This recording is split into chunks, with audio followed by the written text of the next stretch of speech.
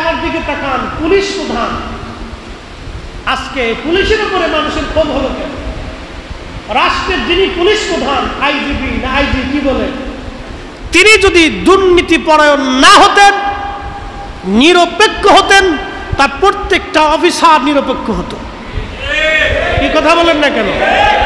তিনি যদি নিরপেক্ষ হতেন, তিনি যদি ঘুষখোর না হতেন, তিনি যদি দুর্নীতির ভিতরে না থাকতেন, তাহলে আমার দেশের প্রত্যেকটা পুলিশ অফিসার দুর্নীতি পরায়ণ হতে পারতো না।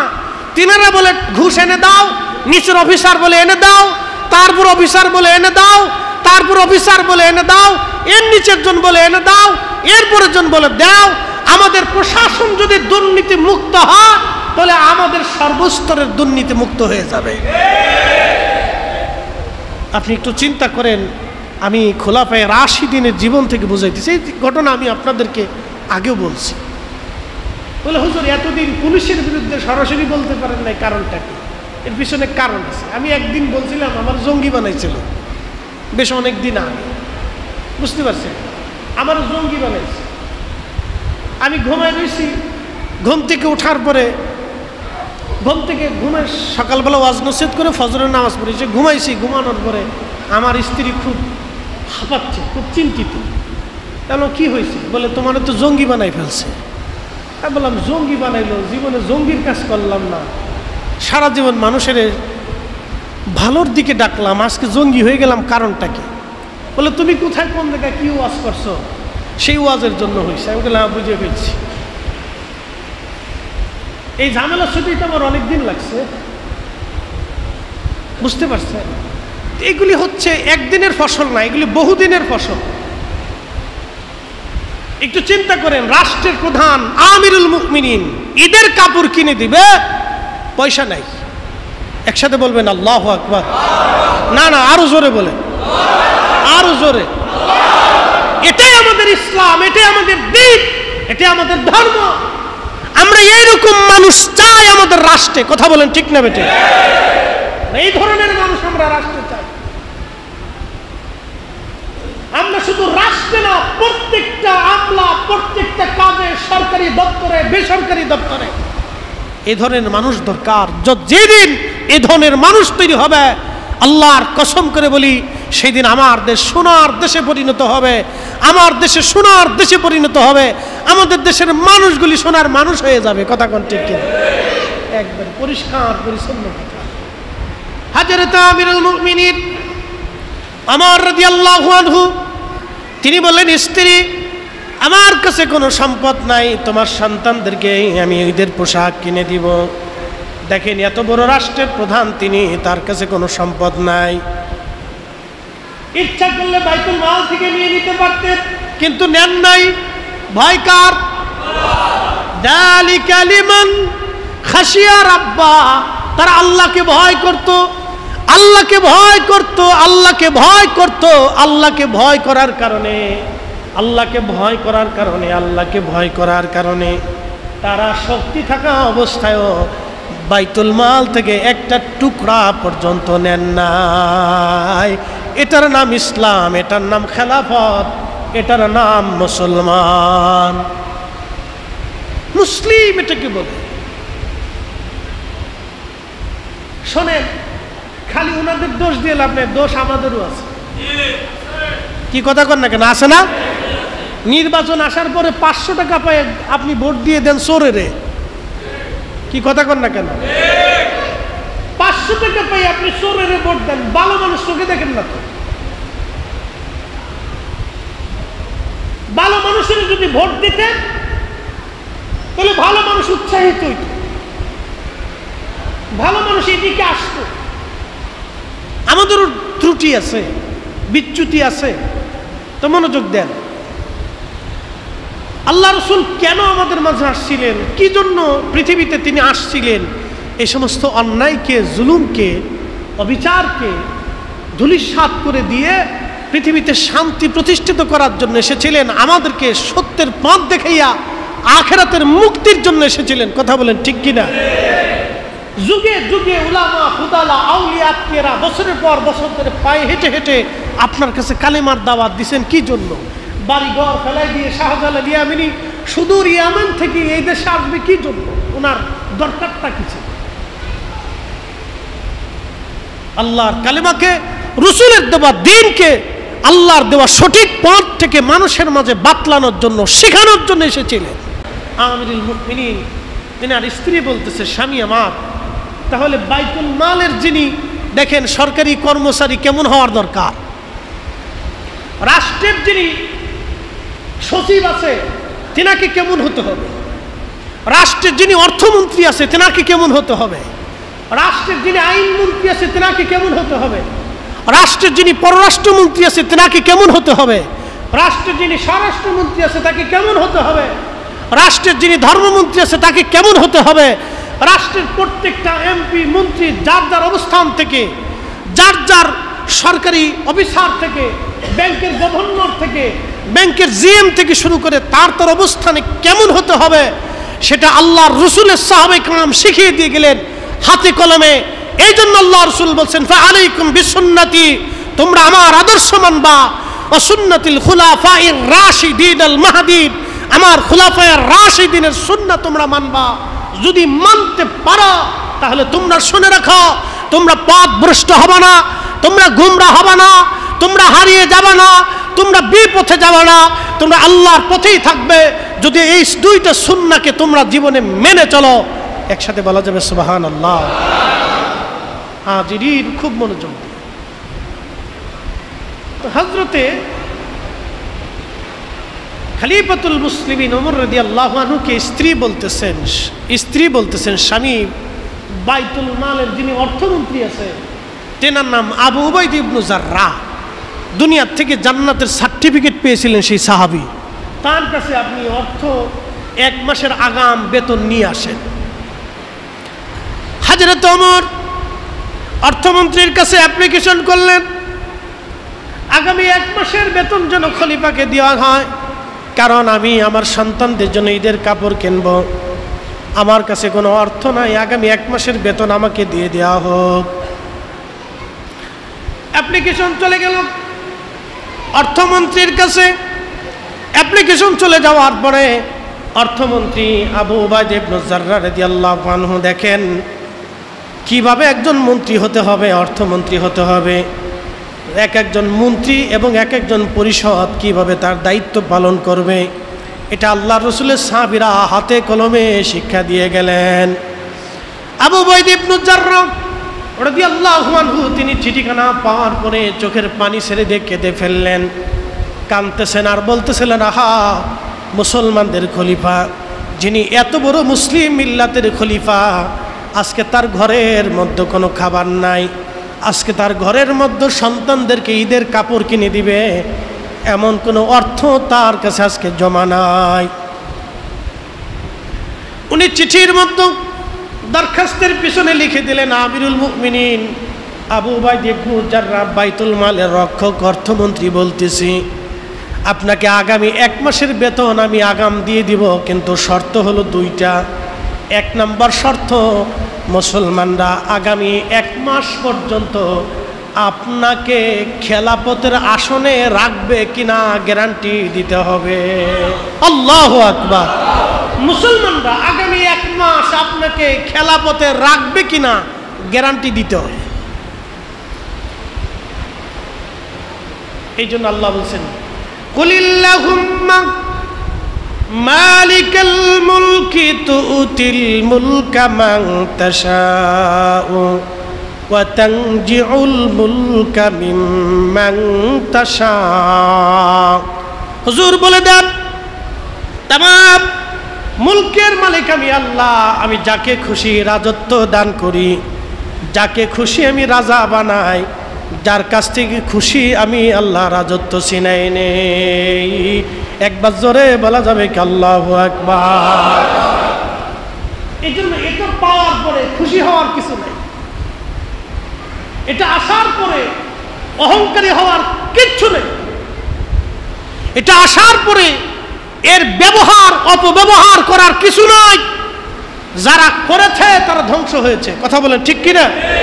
যারা আগামীতেও করবে তারাও ধ্বংস, কথা বলেন ঠিক কিনা? যারা করেছে ধ্বংস হয়েছে, যারা করবে তারা ধ্বংস। এই ক্ষমতা পাওয়ার পরে অপব্যবহার করার কিছু নাই। রব বলতেছেন আমি যাকে খুশি ক্ষমতা দেই, যার কাছ থেকে খুশি আমি আল্লাহ ক্ষমতা ছিনাই নেই। তো ইজ্জু মান তাশাউ ওয়া তুযিল্লু মান তাশাউ, আমি যাকে খুশি ইজ্জতওয়ালা বানাই দেই, যার কাছ থেকে খুশি আমি আল্লাহ ইজ্জত ছিনাই নেই। দেখেন রাতেও যারা ইজ্জতওয়ালা ছিল সকালবেলা তারা ইজ্জত হারা হয়ে গেছে। এটা আল্লাহ পাকের ইচ্ছা, এবং ইজ্জতওয়ালা হওয়ার পরে এটার অপব্যবহার যারা করবে আল্লাহ তাদেরকেও আবার ইজ্জতহীন বানায় দেবে। এটা পাওয়ার পরে অহংকারী হওয়ার কিচ্ছু নেই। এটা পাওয়ার পরে একেবারে দিশাহীন হয়ে যাওয়ার কিছু নেই। যিনি দিছেন তিনি নিয়ে চলে যাবেন, যিনি দেন তিনি নিয়ে যান। এটা আল্লাহ পাকের ইশারা। তো মনোযোগ দেন। খলিফাতুল মুসলিমিন হযরত ওমর রাদিয়াল্লাহু আনহু আবু উবাইদা ইবনে জাররা বলতেছেন, হুজুর আপনি গ্যারান্টি যদি দিতে পারেন আগামী 1 মাস, এই আগামী 1 মাসে আপনাকে মুসলমানরা ক্ষমতায় রাখবে কিনা, দ্বিতীয় গ্যারান্টি আপনি আগামী 1 মাস পর্যন্ত বেঁচে থাকবেন কিনা, যদি গ্যারান্টি দিতে পারেন তো আগামী 1 মাসের বেতন আপনাকে আমি দিয়ে দেব। সুবহানাল্লাহ বললেন, আর একটু জোরে বলেন। নাম অর্থমন্ত্রী, মুসলিম মিল্লাতের খোলাফায়ে রাশিদিনের অর্থমন্ত্রী তিনি। খোলাফায়ে রাশিদিনের অর্থমন্ত্রী তিনি, খেলাফতের খলিফা, যিনি বিরাট ক্ষমতার অধিকারী, যার ভয়ে রোম সাম্রাজ্য কাঁপতেছে, যার ভয়ে পার্সিয়ান সাম্রাজ্য কাঁপতেছে, তিনার মতো খলিফা অর্থমন্ত্রীর কাছে অ্যাপ্লিকেশন করার পরেও মিল্লাতের, মুসলিম মিল্লাতের খোলাফায়ে রাশিদিন অর্থমন্ত্রী টাকা তো দেনই নাই, অর্থ তো আগামী 1 মাসের বেতন দেনই নাই, শর্ত আরোপ করে দিয়ে বললেন যদি দিতে পারেন গ্যারান্টি তাহলে আপনাকে আমি বেতন দিয়ে দেব।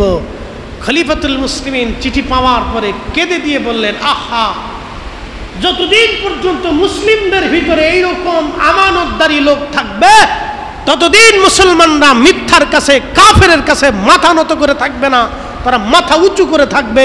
ধরে বলা যাবে আল্লাহু আকবার। মুসলিম তারা মুসলমান ছিলেন।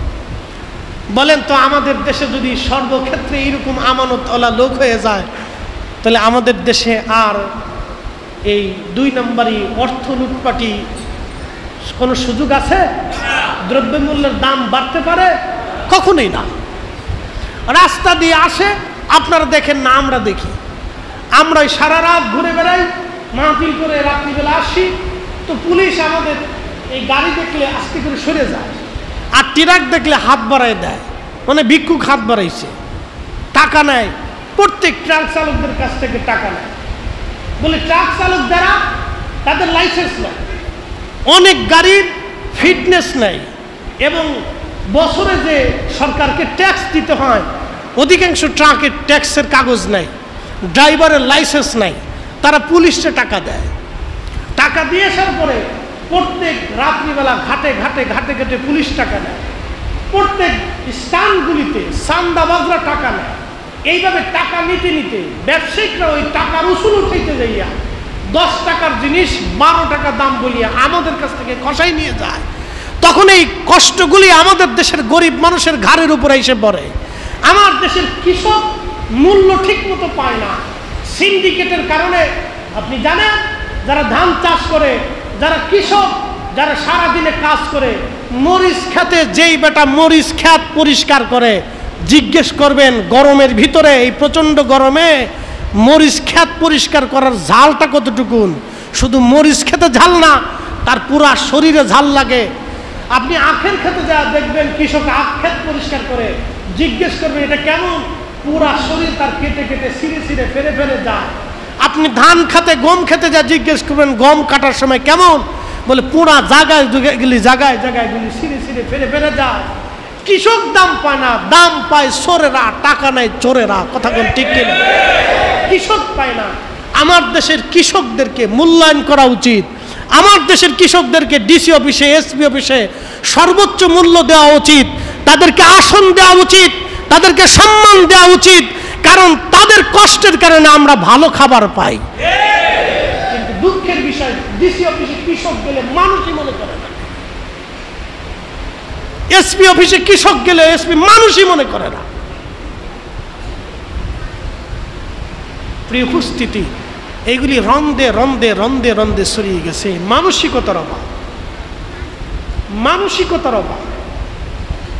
আপনি একজন রিক্সাওয়ালাকে সম্মান করতে হবে, আপনি এই কাজ করে খাচ্ছে যে ফুটপাতে সবজি বিক্রি করে তাকে সম্মান করতে হবে, বুঝতে হবে ওর অল্প টাকার ব্যবসা, ও অনেক কষ্ট করে রুজি করে, তাকে সম্মান করতে হবে। প্রত্যেকের কাজে সম্মান করতে হবে, যে হালাল কাজ করে হালাল কাজে তাকে সম্মান করতে হবে। যদি সম্মান করতে পারেন তাহলে আমাদের সমাজ পরিবর্তন হবে। তো এই যে রাজত্ব পাওয়ার পরে, ক্ষমতা আসার পরে এটার অপব্যবহার করা অনুচিত, এগুলি কিছু নেই, এগুলো অল্প সময়ের জন্য। আমরা অনেক সময় দিশাহারা হয়ে যাই। আল্লাহ তার রসুলের চরিত্রে, সাহাবায়ে কেরামের আদলে আমাদের জীবন ব্যবস্থা, আমাদের দেশ পরিচালিত হোক, এটা আমরা চাই। কথা বলেন ঠিক কিনা? এটা আমাদের প্রয়োজন, এটা আমরা চাই। আল্লাহ যেন আমাদেরকে সেই তৌফিক দেন, আল্লাহ যেন আমাদের তার উপরে দয়া করেন। সকলে বলেন আমিন। প্রিয় উপস্থিতি, এটা সাহাবায়ে কেরামের খোলাফায়ে রাশিদিনের আদলে আমি রাষ্ট্রীয় ব্যবস্থার উপরে বললাম। দুর্নীতি এক জায়গা না, রন্দে রন্দে দুর্নীতি। বাজারে গেলে চাঁদা আদায়, স্ট্যান্ডে গেলে চাঁদা আদায়, গাড়িতে চাঁদা আদায়, অমুক জায়গায় চাঁদা, তমুক জায়গায় চাঁদা, চাকরি নিতে গেলে ঘুষ লাগে, অমুক লাগে, তমুক লাগে। এইগুলি যদি পরিপূর্ণ মতো আমাদের দেশে একবারে ভেঙে দেওয়া যায়, তাহলে আমাদের দেশের প্রশাসন যদি শক্ত হয় এবং নিরপেক্ষ হয়, আমাদের প্রশাসন যদি ধরেন একবারে ঘুষ মুক্ত হয়ে যায়, দুর্নীতি মুক্ত হয়ে যায়, তাহলে আমাদের সমাজ, আমাদের রাষ্ট্র ভালো হয়ে যাবে। আপনি একটু চিন্তা করবেন, আমি মাঝে মধ্যে ওয়াজে বলতাম, হে আল্লাহর বান্দারা, রাষ্ট্রের সম্পদ কেউ যদি ভক্ষণ করে অন্যায়ভাবে, কিয়ামতের ময়দানে 18 কোটি মানুষ তার বিরুদ্ধে মামলা করবে। একজন না, 18 কোটি মানুষ মামলা করবে। 18 কোটি মানুষ। রাষ্ট্রের সম্পদ কেউ যদি অন্যায়ভাবে নিয়ে নেয়, 1 টাকা নিছে, কিয়ামতের ময়দানে 18 কোটি মানুষ ওই 1 টাকার জন্য মামলা করবে। আপনি ট্যাক্স ফাঁকি দিছেন, রাষ্ট্রকে ফাঁকি দিছেন, রাষ্ট্রের মানুষকে ফাঁকি দিছেন, কিয়ামতের ময়দানে 18 কোটি মানুষের কাছে আপনাকে মামলায় হারতে হবে। 18 কোটি মানুষ মামলা করবে যে আল্লাহ, এখানে আমি হক পাইতাম, আমাকে দিতে বলে। আল্লাহ রসুল সাহাবায়ে কেরামকে বললেন, সাহাবীরা, তোমরা কি জানো মেহশরের কঠিন মাঠে কে সবচেয়ে দরিদ্র হবে এবং কে ধনী হবে? সাহাবীরা বলেন, আল্লাহ রসুল আলাম, আল্লাহ এবং তার নবী ভালো জানেন, আমরা বলতে পারবো না। আল্লাহ রসুল বললেন, মেহশরের কঠিন মাঠে দরিদ্র হবে ওই লোকটা যিনি আমল নিয়ে গেলেন, তার ঈমান আছে, আমল আছে, কিয়ামতের ময়দানে উপস্থিত হলেন, কিন্তু তার পাওনাদার অনেক অনেক পাওনাদার নিয়ে দাঁড়াই গেছে। যেরকম রাষ্ট্রের সম্পদ নষ্ট করার কারণে 18 কোটি মানুষ তার বিরুদ্ধে মামলা করবে, আল্লাহ তার কাছে আমানত পাই ফেরত দিতে বলেন। আহা, সেই দিন তার জন্য কত কঠিন হবে। ফেরেশতারা যে বলবে, রব, তোমার এ বান্দার পাওনাদার তো বিরাট অনেক পাওনাদার, অতএব রাষ্ট্রীয় ক্ষমতা পাওয়ার পরে এত বিরাট খুশি হওয়ার কিছু নাই, কিছু নাই, কিছু নাই। অনেকে মোষে তেল মারতেছে, মোষে তেল মারার কিছু নাই, মোষে তেল মারার কিছু নাই। রাষ্ট্রীয় ক্ষমতা পাওয়ার, এই দায়িত্ব পাওয়ার পরে এত মোষে তেল মারার কিছু নাই। মেশরের কঠিন মাঠে আল্লাহর আদালতে দাঁড়াইতে হবে। দুনিয়ার আদালত থেকে আপনি নিষ্কৃতি পাবেন, কিন্তু আল্লাহর আদালত থেকে ছোটার কোনো ব্যবস্থা নাই। আপনাকে আমাকে তো মরতে হবে, মারা যেতেই হবে। মরে যাওয়ার পরে পৃথিবীতে আসার তোর কোনো সুযোগ নাই। মৃত্যু তো হবেই আপনার আর আমার, মরতে তো হবেই, আল্লাহর কাছে ফিরে যেতেই হবে। এখানে কোনো সুযোগ নেই, আল্লাহর কাছে সবাইকে ফিরে যেত। তো যাওয়ার পরে মামলা হয়ে গেল কিয়ামতের ময়দানে। 18 কোটি মানুষ মামলা করছে।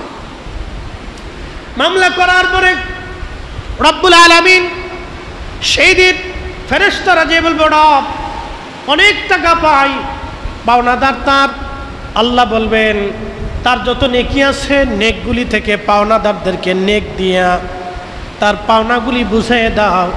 এইভাবে নেকি দিতে দিতে 18 কোটি মানুষকে নেকি দিতে দিতে তার জীবনের নেক শেষ হয়ে যাবে, আর কোনো নেক তার থাকবে না, কোনো নেকি তার আমল নামায় নাই। এরপরে ফেরেশতারা যে বলবে রব তার আমল নামায় কোনো নেকি নাই, আল্লাহ বলবেন নেকি যেহেতু নাই পাওনাদারদের গুনাহগুলি আমার ওই বান্দার আমল নামায় চাপায় দাও। গুনাহগুলি চাপাইতে চাপাইতে উহুদ পাহাড় পরিমাণ হয়ে যাবে। আল্লাহর ফেরেশতারা বলবে রব তোমার এই বান্দার নেক অনেক ছিল, কিন্তু আজকে গুনাহ অনেক হয়ে গেছে, আল্লাহ মেহেরবানি করে আপনি হুকুম করেন আমরা কি করব এখন। আল্লাহ বলবেন তাকে জাহান্নামে দিয়ে দাও। আল্লাহ রসুল বললেন সাহাবীরা এই লোকটা হলো সবচেয়ে দরিদ্র, যে আমল নিয়ে কিয়ামতের মাঠে উঠলো কিন্তু কোনো আমল তার আমল নামায় রইল না, পাওনাদারকে দিতে দিতে তার আমল শেষ। এই জন্য সরকারি প্রতিষ্ঠানে সুযোগ আসাটা এটা আল্লাহর পক্ষ থেকে আপনার উপর আমানত। যদি আমরা সঠিক মতো আমানতটাকে রক্ষণ করতে পারি তাহলে মেহশরের মাঠে আপনার জন্য একটা পুরস্কার আছে। আর যদি রক্ষা না করতে পারি তাহলে কঠিন কিয়ামতের ময়দানে আমার আপনার জন্য কঠিন শাস্তির ফয়সালা আছে। সাহাবায়ে কিরাম বললেন ইয়া রাসূলুল্লাহ কিয়ামতের মাঠে ধনী কে? প্রিয়ারা নবী বললেন ধনী ওই ব্যক্তি যে মৃত্যুবরণ করলো, করার পরে তার মুহিব্বিনরা আপনজনরা তার জন্য দোয়া করলো,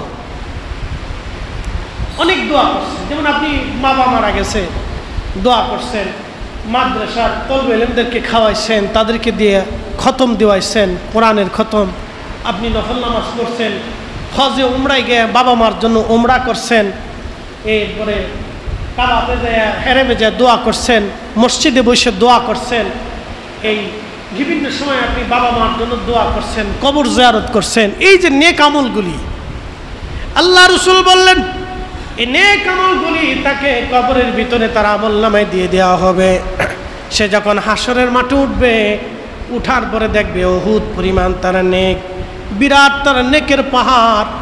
সই আল্লাহর বান্দা ডাক দেবে রাব্বি আমি তো এত নেক আমল করি নাই, আল্লাহ আল্লাহ এত নেক আমল তো আমি করি নাই। আল্লাহ বলবেন বান্দা তুমি নেক করো নাই ঠিক আছে, কিন্তু তোমার ইন্তেকালের পরে তোমার আওলাদ, তোমার সন্তান, তোমার প্রিয়জনরা তোমার জন্য দোয়া করেছিল। আমি আল্লাহ তোমার আমলের প্রতি খুশি হইয়া, তুমি বান্দার প্রতি খুশি হইয়া তোমার এই বাড়তি আমলগুলিকে আমি আল্লাহ উহুদ পরিমাণে বাড়াইয়া আজকে তোমাকে ক্ষমা করে দিলাম। নবী বলতেছেন এই লোকটা ধনী, কিয়ামতের মাঠে ধনী, আর যে রাষ্ট্রের সম্পদ নষ্ট করে কিয়ামতের ময়দানে যে দাঁড়াইলো 18 কোটি মানুষ মামলা করবে, এই লোকটা গরিব। এই লোকটা গরিব, সে আমল নিয়ে গেছে, হজ নিছে, জাকাত নিছে, সব নিছে, কিন্তু কিচ্ছু পাবে না। এই জন্য আমাদেরকে খুশি হওয়ার কিছু নাই। এখান থেকে আমাদের এত বেশি কিছু নাই। যদি আমরা আমাদের দেশে নিরপেক্ষ ভালো দুর্নীতিপরায়ণ না, দুর্নীতিবাজ না, তো ভালো শাসক যদি আমরা পাই, যিনি আল্লাহর কোরআন ও রাসূলের সুন্নাহ অনুযায়ী দেশ পরিচালনা করবে, তাহলে আমাদের খুশি হওয়ার কিছু আছে। কি কথা কর না কেন? এখন ঠিক আসতে বললেন কেন? জোরে বলেন।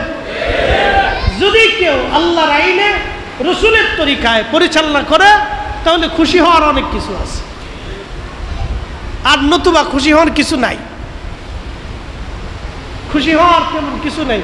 তো আল্লাহ রাব্বুল আলামিন আমাদেরকে যেন এইরকম রাষ্ট্রপ্রধান দেন বা বিভিন্ন স্থানে এই ধরনের লোক দেন যারা নামাজি, পরহেজগার, মুত্তাকি, আল্লাহকে ডরায়, ভয় করে, আমানতের রক্ষক হিসেবে কাজ করে, তাহলে আমাদের জন্য অনেক ভালো, অনেক বেনিফিট আছে। আল্লাহ যেন সেটাই আমাদেরকে দেন, আমরা সেই জন্য আল্লাহর কাছে বেশি বেশি করে দোয়া করি। এছাড়া আমাদের তো আর তেমন কোনো শক্তি নেই, আল্লাহর কাছে দোয়া করা ছাড়া আমাদের আর কোনো পথ নাই। যেন আল্লাহ আমাদের উপরে এই ধরনের ব্যক্তিকে আমাদের দায়িত্বে দিয়ে দেন, যারা আমাদের জন্য উত্তম কাজ করবে, ভালো কাজ করবে।